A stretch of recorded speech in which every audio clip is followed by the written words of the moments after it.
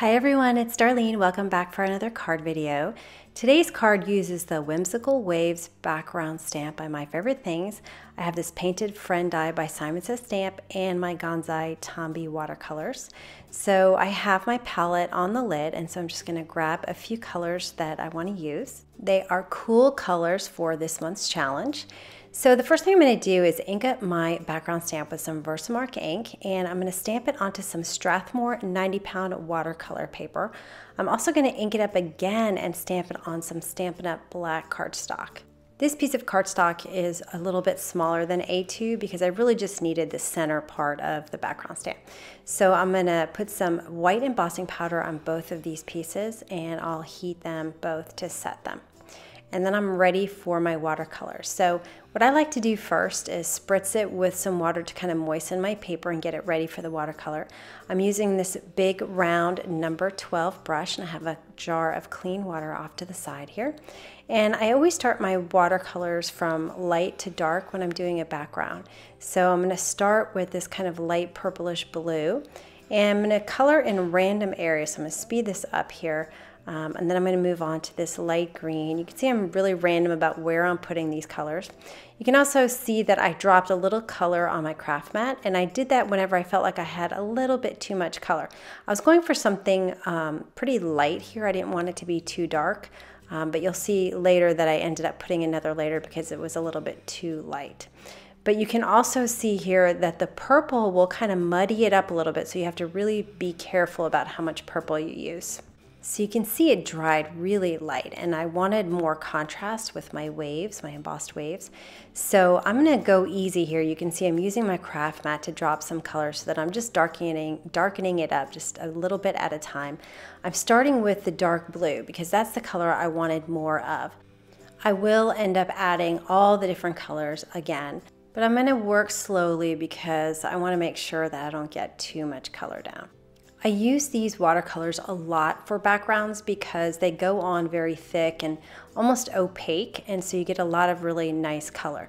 And you can see my palettes, a few of them in my set have started to kind of come away from the sides and pop out a little bit, but it's no big deal. I just put it right back in. So I've sped this up so you can see now that it's definitely looking a lot darker, and you can see the waves a lot more. So they're really popping out as being white. So I was much happier with this added color, so I'm going to let that dry. And now I'm going to cut this. So what I did was I cut it right around the waves at the top and the bottom. And you can choose which waves you want. You can create, a very wide panel or a narrow panel. I pretty much chose the widest one that I could make with a full wave. So I cut the whole thing across the top, and then I picked the bottommost wave and I cut that out with a scissor. And you just have to make sure that you cut either on or right next to that white embossed line so there's no color on the other side. Next, I'm going to position my friend die where I want it to be, which is right below the center line because I'm going to put a little sentiment above it. And now I'm going to take my black panel and make sure that I have it lined up exactly with the same pattern. So you can see right here, this pattern matches this pattern.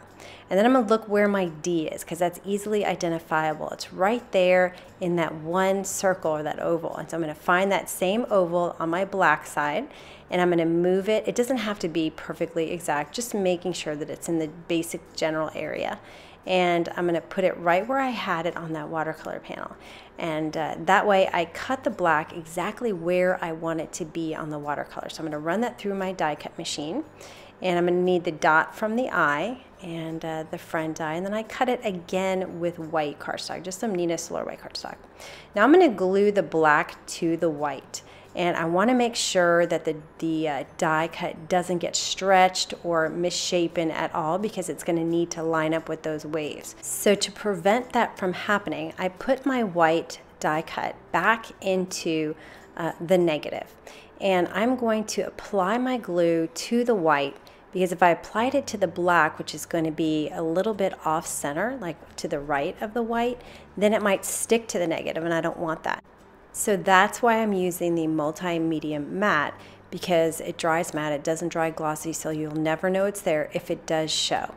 Now that I have that completely covered, I'll take the black die cut And I'm going to move it about like a millimeter or 2 millimeters northeast of the white. So I guess you could say it's kind of a drop shadow to the lower left with this white dye.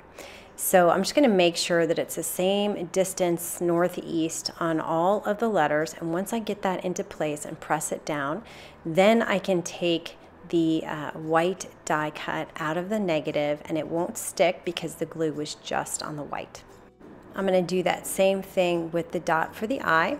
And now my word is ready to go, so I'm going to put some more glue on the back. I'm using the multi-medium matte again because I need a strong glue. It's textured watercolor paper, plus I have the embossed area, so I want to get a liquid glue. Plus I need time to maneuver it around just a little bit to line up the waves. So it should line up perfectly, and it does, but you're going to have to move it around a little bit to make sure that it's in place. So you can see I'm working with one letter at a time, and that makes it a little easier. So I'm going to get my D lined up first. I'm sorry my head is in the way there. But once you get the first letter lined up, the other ones pretty much fall into place. And it's a really cool look. I think people are going to wonder how you did it. So once I get all of the waves lined up, I can just press it down and I'm ready to go. Now I forgot to do the eye. I'm going to do that later. I'm going to work on the other part of my sentiment, which I'm pulling from the Stripe Greeting Set by Simon Says Stamp. It is one of my go-to sets. I really need to use other things, but I just can't stop using this. I can't help myself. Anyway, when I stamped it, there was a little piece missing. Maybe there's something on my stamp, I'm not sure. But I have a micron pen that I use for my Zentangle, and it's really perfect for filling in any sentiments that have a gap. So I'm going to put some glue on the back of this. I trimmed it out, and I'm going to place it right there above the friend. And then I'll take my ATG tape runner and I'm going to put some on all four sides. And then I took some Tombow Mono Multi Glue and I put it into these scallops, these waves here, because I wanted to make sure that they were secured to the base, because it is watercolor paper and it is warped just a little bit. It really didn't warp very much, but it is warped a little bit. I want to make sure that it didn't lift off the paper at all. And then I'm going to go back and do that eye that I forgot to do and line up the wave on that one as well. And that is the card for today. So cool colors for the challenge and something just a little bit different with the word die cut. Anyway, I hope you enjoyed that, and I will see you next time. Thanks for watching.